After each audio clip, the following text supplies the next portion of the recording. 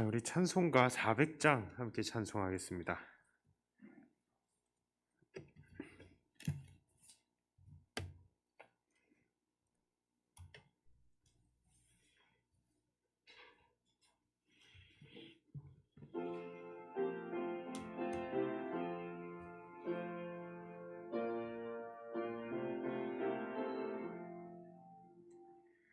험한 시험물 속에서 나를 건져주시고 노한 풍랑 지나도록 나를 숨겨주소서. 주여 나를 돌보시사 고이 품어주시고 험한 풍파 지나도록 나를 숨겨주소서. 검새 능력 무한하사 모든 시험 이기고 풍랑까지 다스리는 주님 앞에 비오니 주여 나를 돌보시사 고이 품어주시고 험한 풍파 지나도록 나를 숨겨주소서. 죄악 길에 빠진 이 몸 캄캄함 헤매며 부르짖는 나의 원 들으소서. 내 주여 주여 나를 돌보시사 고이 품어주시고 험한 풍파 지나도록 나를 숨겨주소서. 아멘.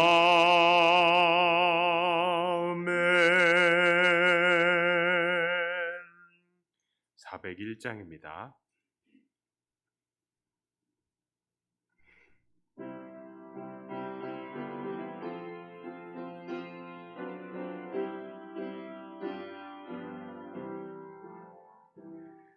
주의 곁에 있을 때 마음이 든든하오니 주여 내가 살 동안 인도하여 주소서. 주여 나를 인도하소서. 빠른 세상 살 동안 주여 인도하소서.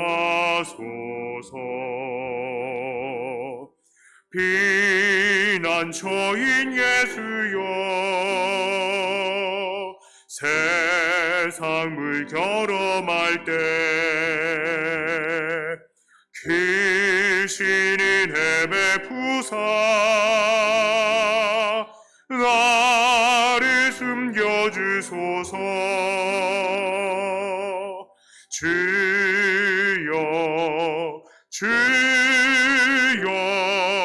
나를 인도하소서. 빠른 세상 살 동안 주여 인도하소서.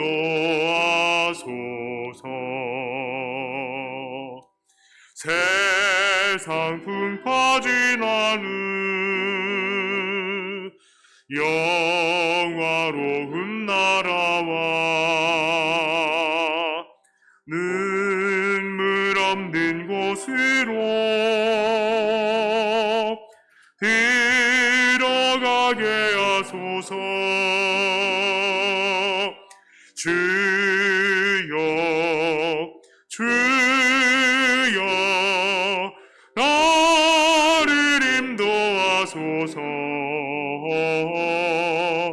바른 세상 살 동안 주여 인도하소서.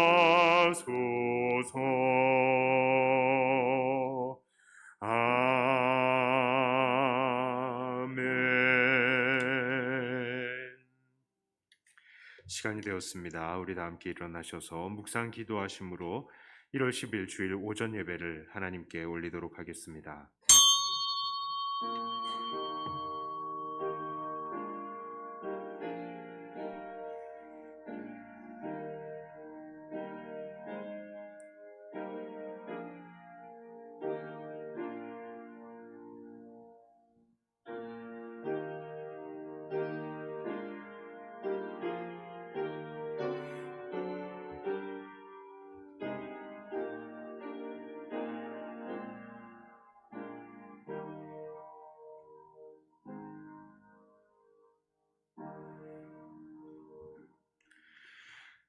사모하는 하나님, 하나님의 그 은혜와 사랑을 우리가 사모하면서 이 약속된 주일에 하나님 앞에 머리를 숙여 예배합니다.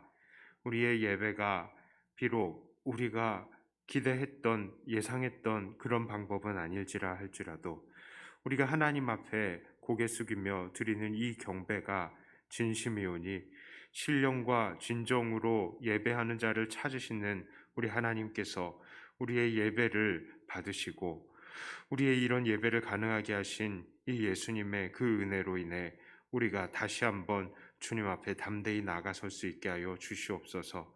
각 가정에서 드리는 이 예배를 통하여 영광을 받으시고 우리에게 한량없는 은혜를 허락하여 주시옵소서. 예수님 이름으로 기도드리옵나이다. 아멘.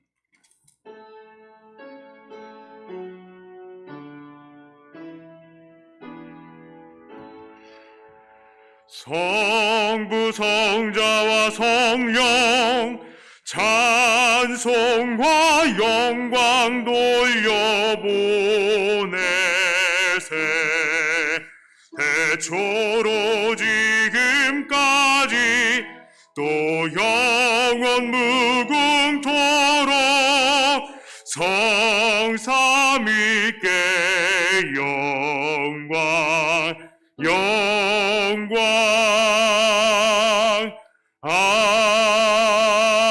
아멘.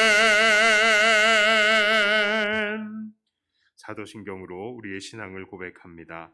전능하사 천지를 만드신 하나님 아버지를 내가 믿사오며 그 외아들 우리 주 예수 그리스도를 믿사오니 이는 성령으로 잉태하사 동정녀 마리아에게 나시고 본디오 빌라도에게 고난을 받으사 십자가에 못 박혀 죽으시고 장사한 지 사흘 만에 죽은 자 가운데서 다시 살아나시며 하늘에 오르사 전능하신 하나님 우편에 앉아 계시다가 저리로서 산자와 죽은 자를 심판하러 오시리라.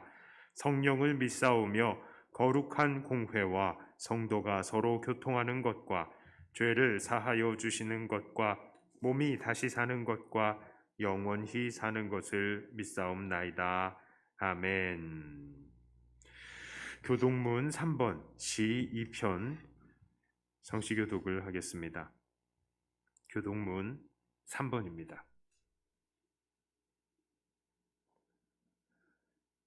어찌하여 이방 나라들이 분노하며 민족들이 헛된 일을 꾸미는가?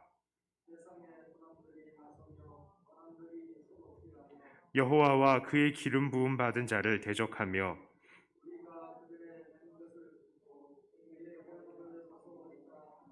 하늘에 계신 이가 웃으시며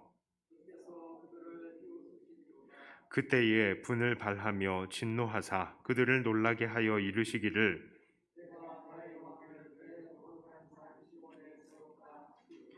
내가 여호와의 명령을 전하노라. 여호와께서 내게 이르시되 내게 구하라. 내가 이방 나라를 네 유업으로 주리니 네 소유가 땅 끝까지 이르리로다. 아멘. 우리를 대표해서 류기수 집사님 기도해 주시겠습니다.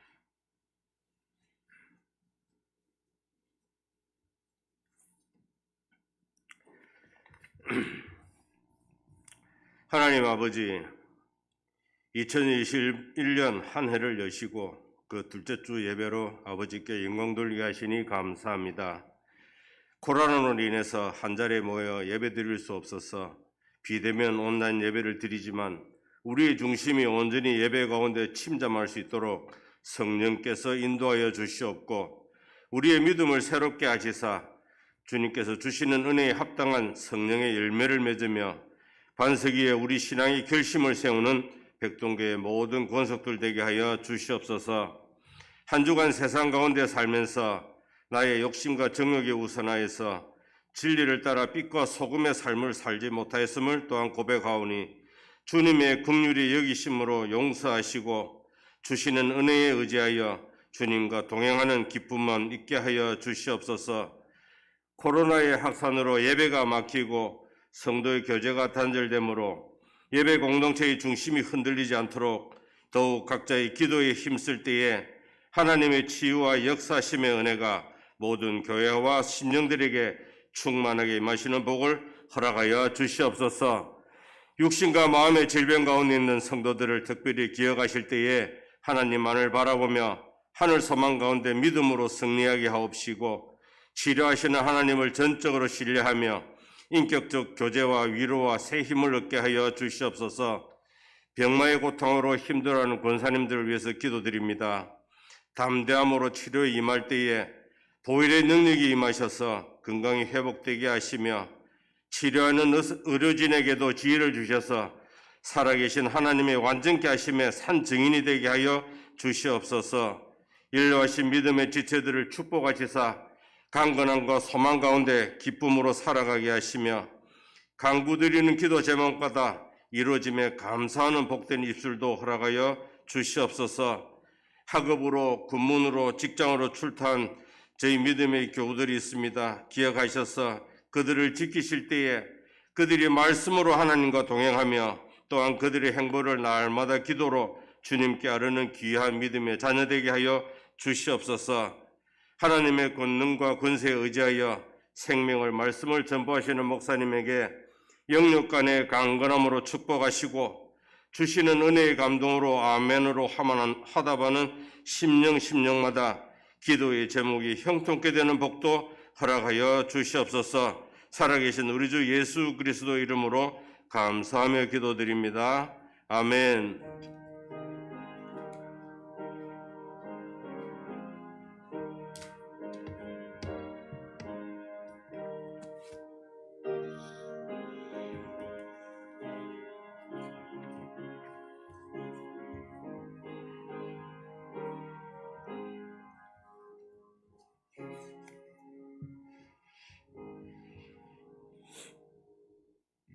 네, 교회 앞에 광고 말씀 올립니다. 1월 17일까지 이 비대면 예배 날짜가 연장이 되었습니다.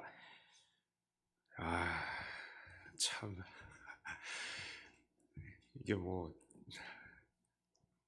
너무 어렵습니다. 예. 그런데 지금 참 가슴 아픈 거는 또 상주에 인터콥이란 단체가 우리 각 교단에서는 이단 의심을 하고 또 경계를 하고 있는 단체인데요. 그 단체에서도 1000명이 지금 넘는 사람들이 지금 잠적해 있는 상태네요.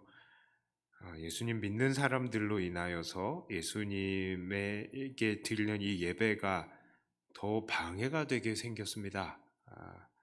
혹시나 우리 주변에 이런 사람들이 있으면, 인터콥 관련된 사람들이 있으면 권면하셔서 또 검사 받고 또 자기 그 이야기들을 좀 노출을 시켜줄 수 있어야 우리가 함께 예배 드릴 수 있는 그 기간이 지금 보장이 됩니다. 17일인데요. 이게 안 그래도 지금 줄고는 있지만 또 어느 부분에서 이렇게 음성적으로 계속 이야기가 나오면 모두의 고생이 다 헛수고가 되는 거 아니겠습니까? 특히 우리 믿는 사람들은 더 협력하여서 다른 사람들에게 이 건강에 대한 염려가 없어지도록 좀 도움을 줄 수 있는 그런 사람들이 되었으면 좋겠습니다. 그리고 우리 예결산 공동의회 이 관련해서 온라인 동의서를 수집을 하였는데 수집하다가 말았어요. 왜냐하면은 우리 개회 성수를 초과했습니다. 그래가지고 전화를 뭐 돌릴 때도 그냥 새해 인사만 하고 많은 경우들도 있었고 했습니다. 그래서 우리가 이 개회 성수를 초과했기 때문에 우리 안수 집사님들과 또 권사님들을 통해서 이 예결산을 확정하고 집행을 하도록 하겠습니다. 자, 오늘 함께 나누실 하나님 말씀은 요한복음 7장 37절부터 52절까지의 말씀입니다. 자, 제가 봉독해 올립니다. 명절 끝날 곧 큰 날에 예수께서 서서 외쳐 이르시되 누구든지 목마르거든 내게로 와서 마시라.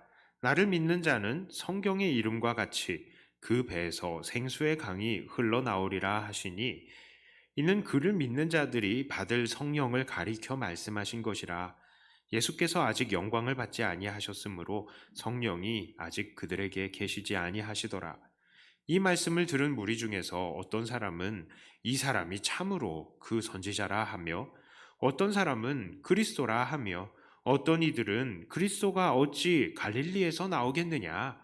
성경에 이르기를 그리스도는 다윗의 씨로 또 다윗이 살던 마을 베들레헴에서 나오리라 하지 아니하였느냐 하며 예수로 말미암아 무리 중에서 쟁론이 되니 그 중에는 그를 잡고자 하는 자들도 있으나 손을 대는 자가 없었더라.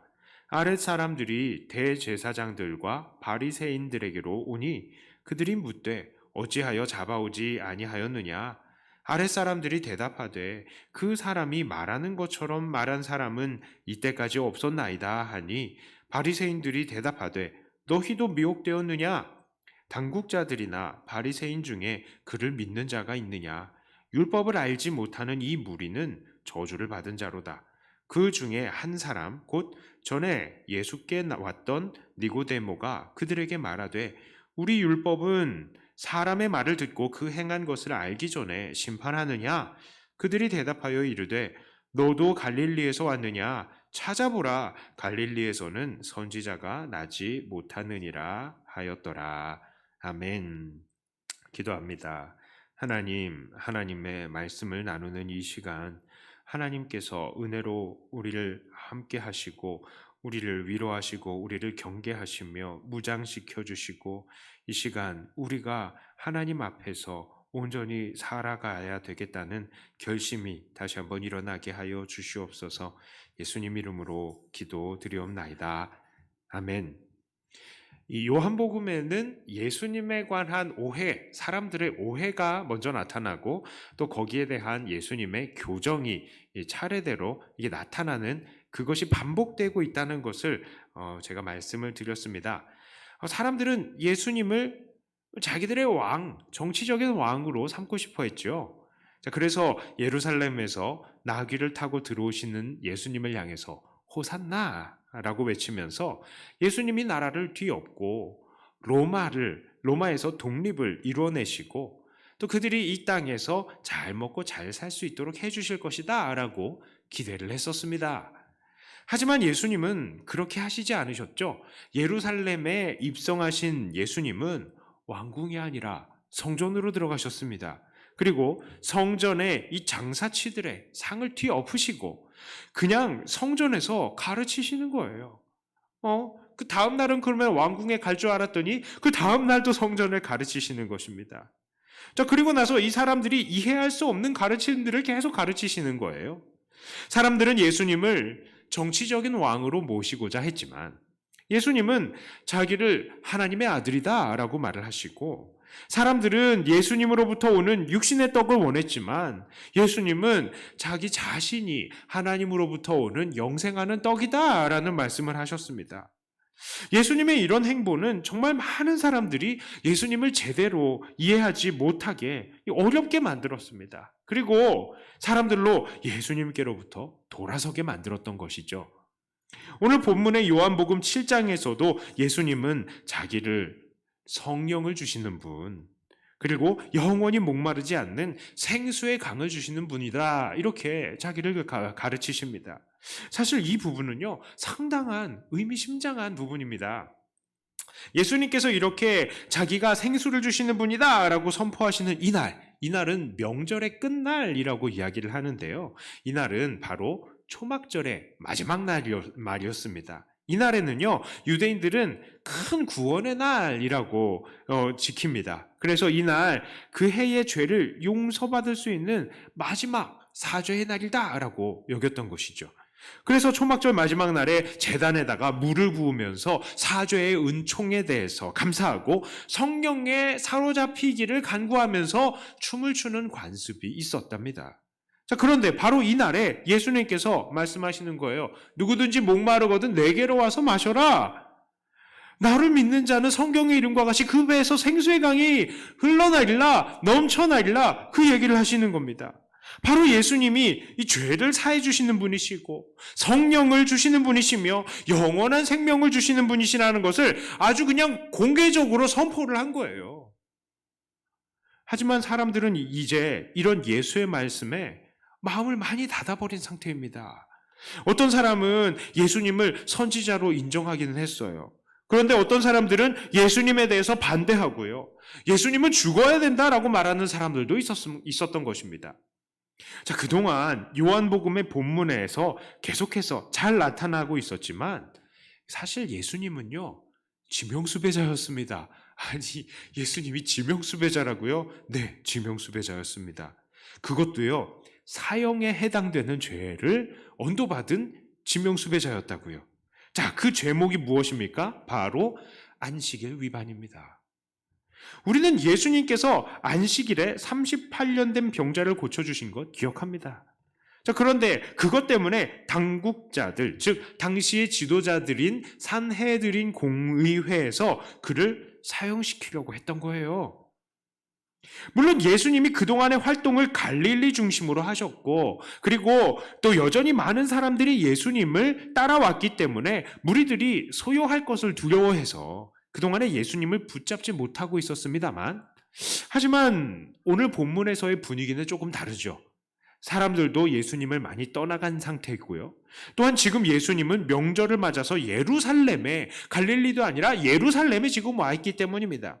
자, 그런데 무엇보다도 그들이 예수님을 수배한 이유는 정말 말이 안 됩니다. 이들은요, 예수님이 안식일을 어겼기 때문에 사형에 해당한다라고 주장을 하지만 사실 이들도 안식일은 종종 어겨왔거든요. 즉 이들도 율법을 지키려고 율법을 위반하는 일들이 생깁니다.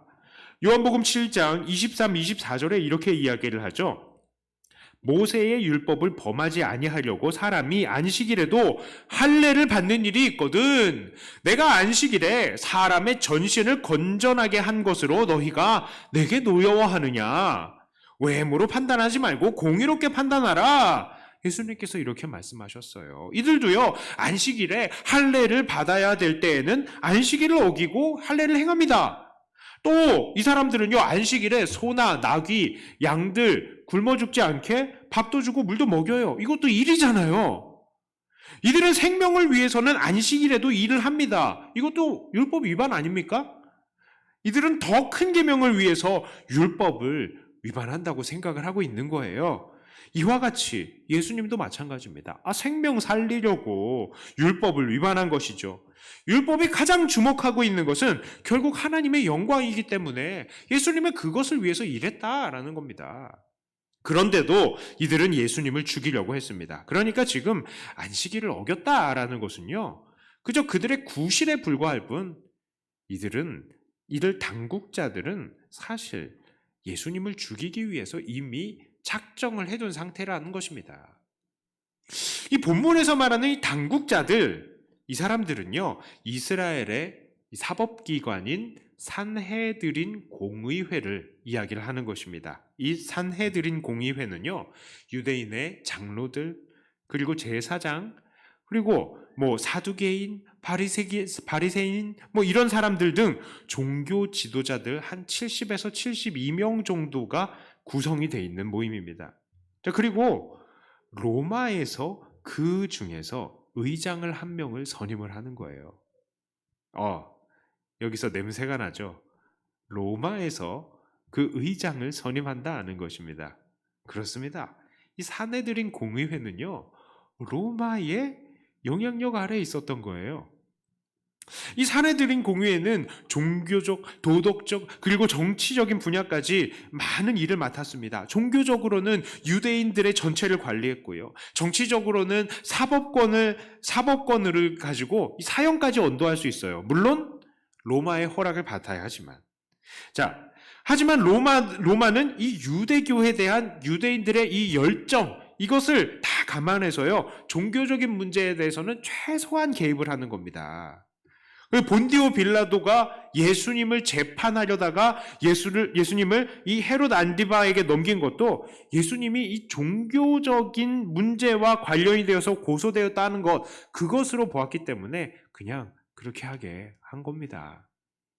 또한 이들 산헤드린 공의회는 행정기능상 세리들을 가지고요, 세금을 모아서 로마에 납부하는 일도 했습니다. 자, 그런데 이때 세리들이 어떻게 합니까? 자기 마음대로 세금을 책정하는 거예요. 누구 얼마 내 해가지고 자기가 모은 거를 다 내는 게 아니라 얼마를 중간에 띵땅을 치는 거죠. 이익을 보았습니다. 이것 때문에 유대인들로부터 많은 원성을 듣게 된 것이죠. 자, 그러니까 이 산헤드린 공의회는 아주 독특한 그룹입니다. 이들은 겉으로는 종교 지도자의 모습이 아주 강하죠. 그러나 이들이 정말로 온전한 신앙을 가지고 있었다면 어떤 신앙을 가져야 됐습니까? 메시아를 갈망했어야 됐죠. 신앙을 잘 가지고 있었다면, 성경을 잘 읽었다면 메시아를 열망했어야 됐고, 당연히 메시아를 통해서 이스라엘의 독립을 갈망했어야 됐습니다. 로마로부터 항거를 해야 마땅한 사람들이죠. 그런데 지금 이들이 뭘 하고 있어요? 로마를 도와서 세금을 거두어서 올려주고 로마로부터 지금 지도자 자리를 허락받고 있습니다. 지금 이 사람들이 그렇다고요. 그렇다면 그런 사내들을 향해서 사람들이 뭐라고 해야 돼요? 당신은 로마의 부역자입니까? 왜 로마의 부역자가 되셨어요? 이렇게 지금 말을 해야 되는 거잖아요. 그런데 이들 종교인, 바리새인들, 사두개인들, 정말 모범적인 신앙인이요, 성경을 잘 아는 신학자다라는 그 이름 아래에서 이 사람들은 자기를 보호받고 있는 거예요. 야, 너 나만큼 성경 잘 알아? 네가 뭔데 우리 사내들인 공의회한테 뭐라고 그러냐? 지금 성경도 모르는 것들 모르면 가만히 있어 마. 그래 놓고 자기들은 로마의 부역자의 일을 계속하고 있는 겁니다. 자, 이들이 사람들을 대하는 태도가 다음 본문에 잘 나타나 있어요. 46절에 이렇게 이야기합니다. 아랫사람들이 대답하되 그 사람이 말하는 것처럼 말한 사람은 이때까지 없었나이다. 이 말이 뭐예요? 아랫사람들이 말하는 예수님을 봤더니 예수님의 말씀에 권위가 있었다는 겁니다. 구약의 모든 말씀들이 성취가 되는 것을 이 아랫사람들도 다 보았다고요. 그런데 그 뒤에 이 사람들이 뭐라고 이야기합니까? 바리새인들이 대답하되 너희도 미혹되었느냐? 당국자들이냐 바리새인 중에 그를 믿는 자가 있느냐? 율법을 알지 못하는 이 무리는 저주를 받은 자로다. 이들은 지금 예수님의 권위 있는 가르침을 듣고 예수님을 함부로 잡지 못하는 이 아랫사람들을 향해서 아주 고압적인 태도를 보여주고 있는 것입니다. 야, 우리 당국자들이나 바리새인 중에 그를 믿는 자가 있느냐? 이 율법도 알지 못하는 저주받은 것들아. 어디서 많이 들어본 소리 아닙니까? 백성들을 향해서 개, 돼지라고 표현하는 악독한 권력자들과 똑같은 소리를 하고 있는 거예요, 지금. 종교 지도자들이라는 사람들이, 나라의 지도자라고 하는 사람들이 백성들을 그렇게 생각하고 있는 겁니다. 자, 그러니까 이들은 자기들이 종교 지도자라는 이름 아래에서 로마에 대해서는 기득권을 허락받아서 백성들을 마음껏 착취를 하고 종교를 이용해서 백성들을 괴롭히고 있었던 거예요. 이들을 개, 돼지라고 여기면서 말이죠. 이들은 정말로 메시아를 기다렸던 게 아닙니다. 그냥 자기들이 받았던 기득권을 즐기고 싶었던 거예요. 그리고 예수님께서 메시아로 큰 기적들을 보이시고 권위 있는 가르침들을 막 가르치니까 이렇게 생각한 거죠. 이야, 이것 봐라. 예수가 우리에게 위협이 되네. 좋아, 죽이자. 이 결론을 자기들끼리 낸 겁니다. 이런 이들의 결정에 분명히 반대하는 사람들도 있었어요. 바로 니고데모와 같은 사람이었습니다. 그도 사내들인 공의회 회원 중에 하나였죠. 50절부터 52절에 뭐라고 얘기합니까? 그 중에 한 사람, 곧 전에 예수께 나왔던 니고데모가 그들에게 말하되 우리 율법은 사람의 말을 듣고 그 행한 것을 알기 전에 심판하느냐?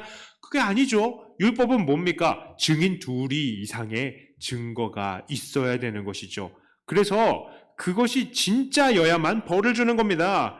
자, 그런데 이들이 뭐라고 대답합니까? 이르되 너도 갈릴리에서 왔느냐? 찾아봐라. 갈릴리에서는 선지자가 나지 못하느니라 하였더라. 자, 니고데모가 말한 것 지금 야, 율법대로 니네들 율법 어기고 있잖아. 이렇게 이야기를 하는데 자기들도 지금 율법에 대해서 이야기를 하면서 야, 갈릴리에서는 선지자가 나지 못한다라고 일축을 해버리죠. 그런데 이 문제도요.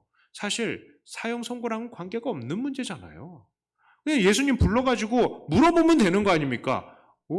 어디 출신이냐? 라고 물어보면 되잖아요. 그런데 그런 거 다 알아보기도 전에 이미 사형, 판결은 다 내버린 것입니다.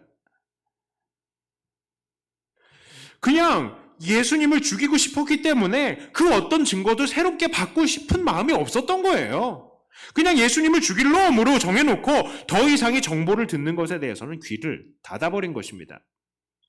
본문은 우리에게 정말 여러 가지를 생각하게 합니다. 오늘 본문은 간단히 요약해보면요. 예수님께서는 우리에게 생명을 주시는 분, 그것을 선포하셨죠. 성령을 주시는 분.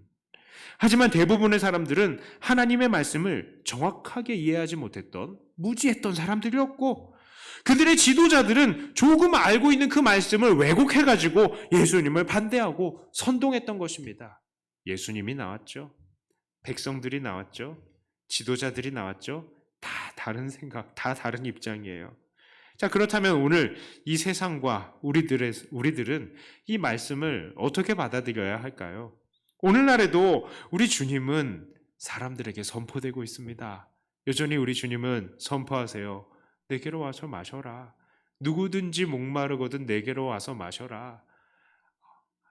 정말 나를 믿는 자는 성경의 이름과 같이 그 배에서 생수의 강이 풍성하게 넘쳐날 거야. 성령이 충만하고 천국의 생활을 하게 될 거야. 예수님께서는 오늘도 선포하십니다. 오늘날 모든 매체를 통해서 많은 설교가들을 통해서 성경 말씀을 통해서 계속해서 그 말씀들이 선포가 되고 있어요. 자, 그런데 그것들을 곧이곧대로 받아들여지지가 않죠. 왜 그렇습니까? 방해 요소들이 있기 때문입니다. 오늘 우리는 이 방해 요소들을 한번 봤으면 좋겠어요. 무엇이 이 예수님을 받아들이지 못하게 만들고 있습니까? 첫째로요, 말씀에 대한 무지함이며, 둘째는 거짓 선생들이며, 또 세 번째는 바로 이 세상의 세속적인 욕심 때문인 것입니다. 첫째로 이 말씀의 무지함은 우리가 진정으로 예수님을 받아들이지 못하게 만들죠. 예수님은 오늘날도 선포되고 있습니다. 정말 많은 매체들을 통해서 예수님이 선포되고 있죠. 그렇지만 사람들이 그걸 제대로 받아들이지 못하고 있어요. 서로 자기가 맞다, 틀리다 이야기를 하고 있습니다. 예수님의 말씀을 정말로 잘 알아듣고 있는 사람들이 얼마나 되고 있는지 저는 진짜 의심스러워요. 왜 의심스러우냐면요. 설교를 해도요. 설교를 막 하지 않습니까? 설교를 하고 딱 내려왔는데 어느 분이 신앙생활 오래 하신 분이에요. 아유, 목사님 은혜 받았습니다. 그러면서 은혜 받은 포인트에 대해서 이야기를 하는데 전혀 제가 말한 포인트가 아니에요. 그런데 그건 제 잘못이겠죠, 물론. 그런데 이분은 상습범이라고 그러면 좀 그렇지만 상습적으로 자기가 듣고 싶은 말만 듣는 겁니다. 그런 경우가 너무나 많아요. 너무나 많아요. 자, 이때 당시에도 어땠습니까? 사람들이요, 예수님께서 정말 아무리 이들에게 표적을 보여주고 표적을 증거하고 내가 메시아다 증거해도요, 그 표적을 표적으로 받아들이지 못하고 예수님이 나는 어떤 사람이다, 어떤 자다 아무리 선포를 해도 그 선포를 제대로 받아들이지 못했던 이유가 이 사람들이 말씀에 대해서 무지했고 그냥 예수님에 대해서 자기가 바라는 것만 그냥 가지고 있었기 때문이에요. 예수님은 이런 분이셔야 돼! 라고 이 사람들이 생각했잖아요. 그 자기의 생각에 쌓여서 선포되는 말씀이 하나도 받아들여지지 않았죠. 그런 것처럼 여전히 오늘날도 그런 겁니다. 말씀을 자기 뜻대로 해석을 해요. 말씀을 그냥 자기가 받고 싶은 대로 받습니다. 성경을 읽어도요, 좀 이상하게 읽어요. 성경을 딱 봤는데, 때려도 죽지 않을 것이다 라는 말씀 보고 자녀들을 막 때려요. 금년에 죽으리라 라는 말씀 듣고, 나 죽을까봐 그냥 계속 씨름을 합니다. 내 나중에 심히 창대하리라 이 말씀에 딱 꽂혀가지고, 내가 올해는 정말로 성공하고 말 거야. 무조건 믿는 거죠. 자기의 경험이, 자기의 바램이 이미 자기의 눈을 가리워서 진리가 선포되어도 진리를 정확하게 받아들이지 못하게 되는 것입니다. 그러므로 정말로 우리는 이 성경의 말씀을 열심히 공부를 해야 돼요. 열심히 공부해야 됩니다. 그냥 설교만 많이 들어서는 안 돼요. 설교도 들어야 되지만 이 성경 본문의 배경이 무엇인지 공부도 해야 되고 여기에 대해서 학자들은 뭐라고 이야기하는지 공부도 해야 되고 전통적으로 이 본문이 어떻게 해석하는지 알아야 됩니다. 앞에서요, 의외로 설교하시는 분들이 실수하는 거 많아요. 그러니까 여러분들도 보시면서 저 윤지훈 목사 저 어디서 틀리나 어디서 맞는 말 하나 여러분들도 아셔야 된다니까요. 공부 열심히 하세요. 그러니까 저도 창피 안 당하려고 공부하는 겁니다. 그래서 시간이 많이 걸려요. 준비하는데. 자, 그렇습니다. 성경을 제대로 알아야 됩니다. 자, 두 번째로요. 우리는 거짓 선생들을 주의해야 합니다. 성경 잘못 가르치는 사람들이 많아요. 많습니다. 자, 오늘 본문에서도 백성들의 지도자들은 거짓 선생의 역할을 했습니다. 그들은 그들의 지위와 권력을 얻기 위해서 사람들을 진정한 생명이신 예수님에게 다가가지 못하게 만들었죠. 오늘날에도 여전히 권력을 얻기 위해서 사람들의 시선을 예수님에게로부터 자기에게로 돌려버리려고 시도하는 그런 사람들이 너무나 많습니다. 이단들이 거의 그렇죠. 이들은 사람들을 현혹해서 결국에는 자기가 잘 먹고 잘 살 걸 추구하는 겁니다. 예수님은 자기 목숨을 버려가면서 하나님의 영광을 추구하고 우리들에게 생명을 주셨지만 자기를 정말 우리를 위해서 자기를 다 내어주셨지만 이 사람들은요, 이 이단자들은 나만 믿어야 된다, 나에게 헌신해야 된다라고 주장을 하면서 주님께 드려야 될 헌신, 주님께 드려야 될 사랑을 자기에게로 다 돌려버리는 거예요. 그래놓고는 자기는 정말 너무나 잘 먹고 잘 사는 것이죠. 통일교회 문선명 어땠습니까? 문선명 일가, 문선명 죽고 났는데도 지금도 너무나 잘 살아요.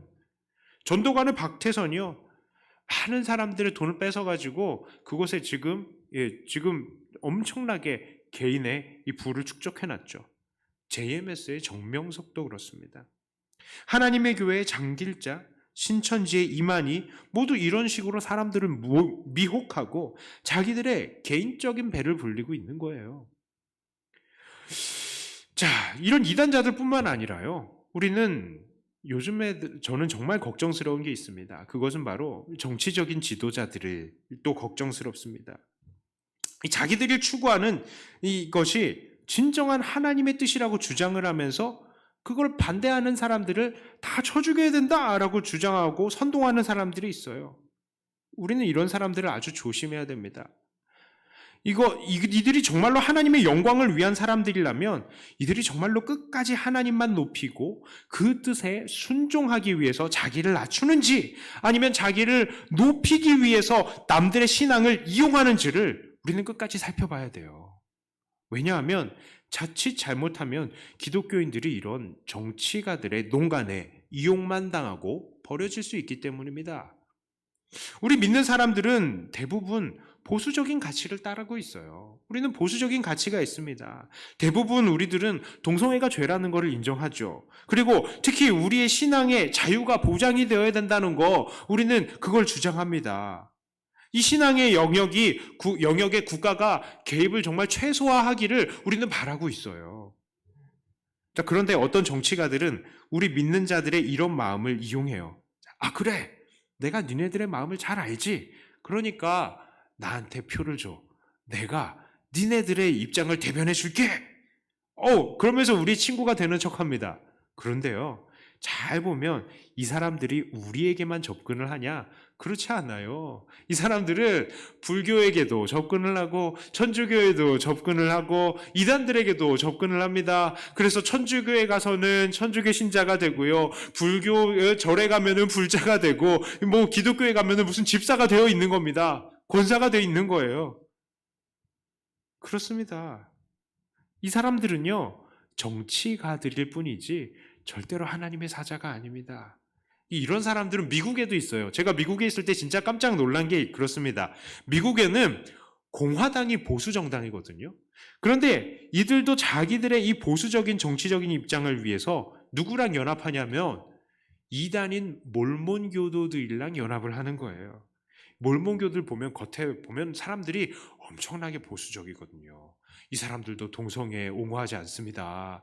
자, 이 사람들도요, 정말로 모든 사람들이 얼마나 절제되어 있는지 몰라요. 그러니까 보수적인 가치와 이 정치적인 입장은 똑같은 겁니다. 그러니까 이 사람들이 연합을 하는 거예요.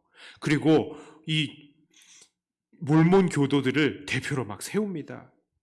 이게 무엇을 이야기하는 겁니까? 이런 정치가들은 신앙을 위해서 정치를 이용하는 것이 아니라 자기의 정치적인 입지와 표를 위해서 사람들의 신앙을 이용하는 겁니다. 그러므로 우리는 이런 사람들을 정말로 극도로 조심해야 됩니다. 극도로 조심해야 됩니다. 그들이 우리를 이용하려 들면요, 우리도 이용하면 그만이에요. 그래, 나를 이용하려고? 그래, 나도 당해주마. 그렇게까지는 좋아요. 그런데 그 사람들을 하나님의 대리자처럼 섬길 필요는 없다는 것입니다. 자칫 잘못했다가는 그냥 정치적인 필요에 의해서 우리 믿는 자들이 이용만 당하고 버려지는 일들이 생기는 거예요. 세상 사람들이, 그러니까 우리의 가치와 반대되는 가치를 가지고 있는 그런 사람들이 기독교에 대해서 자칫 또 안 좋은 인상을 가질 수 있게 된다는 것이죠. 그래서 정말 이 부분이 어려운 부분입니다. 자, 그렇기 때문에 우리는 그런 사람들도 거짓 선생으로 설 수 있다는 것, 우리는 조심해야 됩니다. 자, 세 번째로 우리는 세속적 욕심에 대해서도 조심해야 됩니다. 자, 세상의 욕심에 대해서는 우리는 끊임없이 조심해야 된다고 지금 계속해서 말씀을 드려왔습니다. 그런데 이 세상의 욕심, 기득권에 대한 욕심이 왜 무섭습니까? 예수님으로 여겨지지 못하게 만들기 때문에 이게 무서운 거예요. 분명히 예수님은 여전히 우리들에게도 선포되고 있습니다. 무엇이 은혜인지, 무엇이 영생인지, 예수님으로부터 인해서 우리에게 주어지는 천국이 무엇인지 계속해서 예수님은 선포하시죠. 하지만 사람들은 그 은혜를 은혜로 여기지 않는 거예요. 왜 그렇습니까? 자기들이 바라고 기대했던 게 아니었기 때문입니다. 우리는 그저 이 땅에서 무조건 나는 성공해야 되고, 무조건 잘 먹고 잘 살아야 되고, 무조건 자녀들이 잘 돼야 되고, 무조건 자녀들이 건강해야 된다라고 생각을 하는데, 그래서 예수님께서 옆에서 얘들아, 그런 거 말고 우리 좀 천국에 대해서 이야기를 해보지 않을래? 그러면요, 우리의 마음이 거부하는 거예요. 받아들여지지 않는 거예요. 이거 뭐야? 우리 메시아는 절대로 이럴 리가 없어. 우리 메시아는 우리에게 항상 복을 주시는 분이어야만 해. 돈과 명예와 권력을 줘야 되는데 당신은 누구예요? 하면서 예수님을 거부하는 겁니다. 그리고 나서 그저 우리의 눈과 귀를 닫아버리고 우리가 그렇게 바라고 있는 세상의 성공과 번영을 향해서 찾아나가는 것이죠. 우리는 지금까지 그저 세상의 번영과 성공을 찾는 것은 그냥 우리의 어쩔 수 없는 문제인가 보다 이렇게 생각을 해봤는데요. 오늘 말씀을 보니까 이 욕심 때문에 예수님께서 돌아가신 거예요. 이 욕심 때문에. 정말로 이거는 극한의 대립을 하고 있는 것입니다. 우리가요, 이거 진짜 잘 생각해 봐야 돼요. 세상의 성공 좋죠. 저도 좋습니다. 저도 돈 좀 많이 벌어봤으면 좋겠어요. 예. 그리고요, 저도 좀 잘생기게 좀 꾸며봤으면 좋겠고, 예? 참 좋은 차도 타고 다니고, 예? 정말 많은 사람들이 우와, 윤준 목사님 박수도 받았으면 좋겠어요. 자, 그런데 그런 욕심이 무엇입니까? 그 욕심이 예수님을 죽인 겁니다. 그 욕심이. 우리는 이것을 기억해야 됩니다. 자, 이제 말씀을 정리해 봅니다. 요한복음을 계속 읽으면서 나누어 보니까 우리는 예수님을 대적하고 거부하는 실체가 계속해서 조금씩 모양은 달리 하고는 있지만 거의 같은 내용들이 반복되고 있다는 것을 우리가 볼 수 있습니다. 예수님을 거부하게 만드는 것들 무엇이라고요? 첫째는 바로 말씀에 대한 무지함, 그리고 두 번째는 거짓 선생과 거짓 지도자들, 그리고 세속적인 자기의 사랑, 이 세 가지가 결국에는 예수님을 거부하게 만들었다는 것을 우리는 볼 수 있습니다. 우리는 오늘도 이것을 주의해야 돼요. 날마다 전통 안에서 바른 말씀을 공부하고 이단들과 거짓 선동자들을 멀리하고요, 세속의 가치보다는 천국을 사모해야 됩니다. 늘 그런 마음으로 늘 주님을 모시면서 우리는 이 험한 세상을 주님과 함께 천국으로 살아야 하겠습니다. 이런 모든 요소들을 이겨내시며 오직 주님만을 바로 모셔 섬기시는 저와 여러분들이 다 되시기를 주님의 이름으로 축복합니다. 기도합니다. 하나님 아버지, 오늘 무엇이 예수님을 거부하게 만들었는지, 메시아로 받아들이지 못하게 만들었는지 그 내용들을 살펴보았습니다. 말씀에 대한 무지함, 그리고 거짓 선생들과 선동자들, 그리고 이 세상의 세속적인 욕심들, 이 모든 것들이 예수님을 구주로 받아들이지 못하게 만들었던 것을 보았습니다. 여전히 이 말씀은 우리들에게도 유효한 줄 믿습니다. 여전히 우리 주님은 선포되고 있고, 여전히 우리의 마음에 주님을 정말 구주로 모셔야 되는 사람들이 너무나 많은데도 사람들이 이것을 하지 못하는 것은 바로 말씀에 대한 무지함과 또 거짓 선생들과 또한 세속적인 가치들이 이 땅에 팽배하기 때문일 것을 믿습니다. 하나님, 우리가 그러므로 먼저 앞장서서 바른 말씀을 배우고 또한 바른 말씀을 전하는 좋은 선생님이 되고, 또한 세속적인 가치를 추구하는 것이 아니라 정말 영원한 생명을 추구하며 그 영원한 생명을 자랑하고 전하는 자들이 되게 하여 주시옵소서.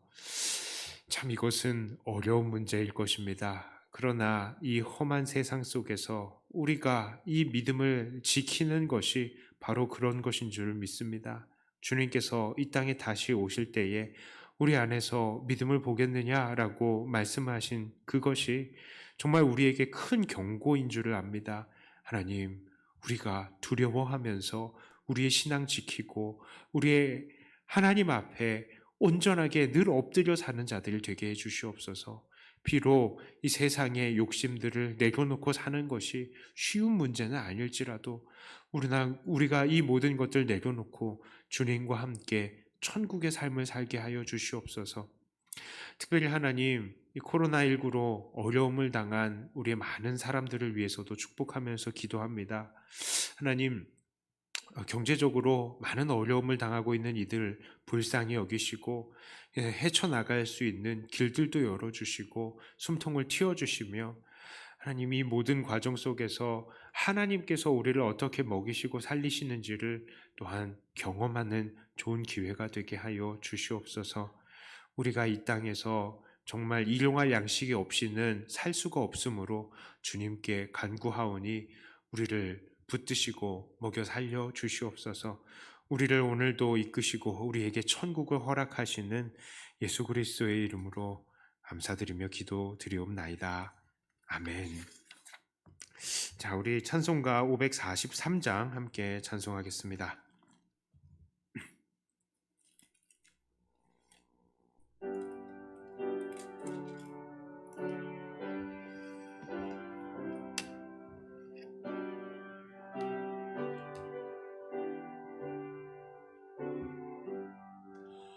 어려운 일 당할 때 나의 믿음 적으나 의지하는 내 주를 더욱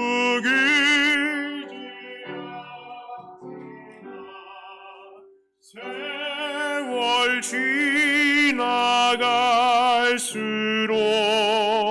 의지할 것뿐일세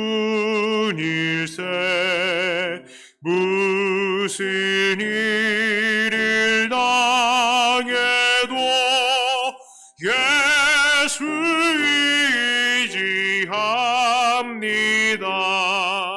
성령께서 내 마음 밝히 비춰주시니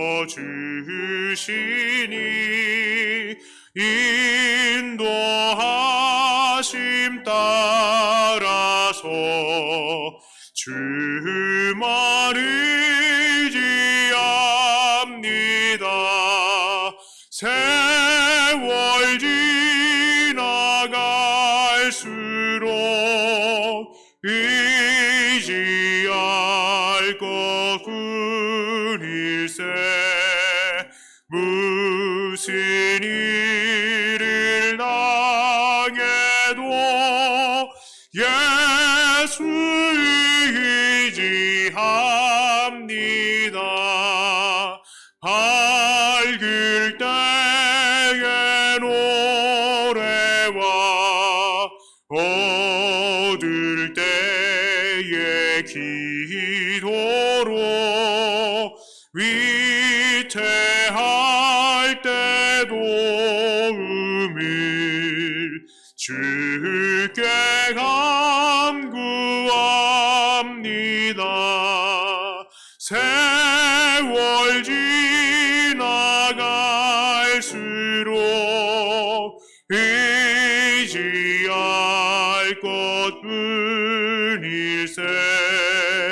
무슨 일을 당해도 예수 의지합니다. 생명이 있을 동안에 예수 의지합니다. 천국 올라가도록 의지할 것뿐일세 세월 지나갈수록 의지할 것뿐일세 무슨 일을 당해도 예수 의지합니다.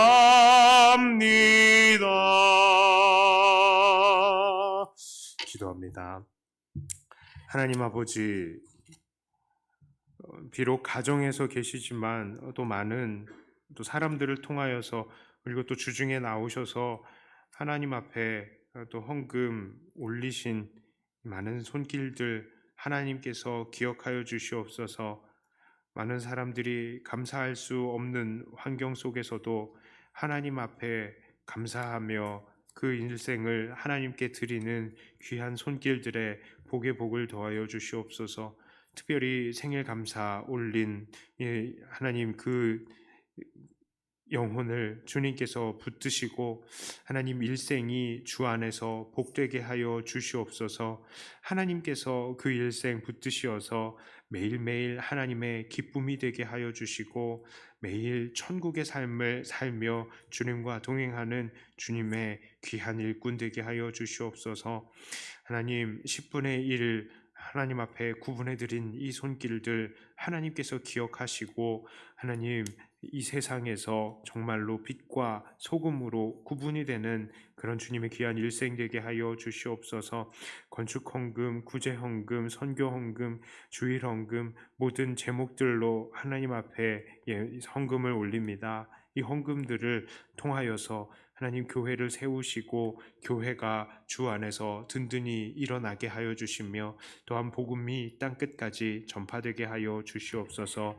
주님께 감사와 찬양을 올려드리며 우리 주 예수님 이름으로 간절히 기도드리옵나이다. 아멘. 한 번 더 기도합니다. 이제는 우리 주 예수 그리스도의 은총과 아버지 하나님의 놀라우신 사랑하심과 성령님의 위로 감동 교통하심이 세상의 모든 것들 다 내어버리고 정말 바른 말씀을 통하여서 온전히 주님을 우리의 주님으로 받아들이기로, 그리고 그 주님께서 주시는 성령, 생명 정말 풍성히 누리기로 결단하는 이 자리에 나온, 그리고 각 가정에서 고개 숙인 주님의 모든 권속들 위에 이제로부터 영원토록 함께 있을지어다. 아멘.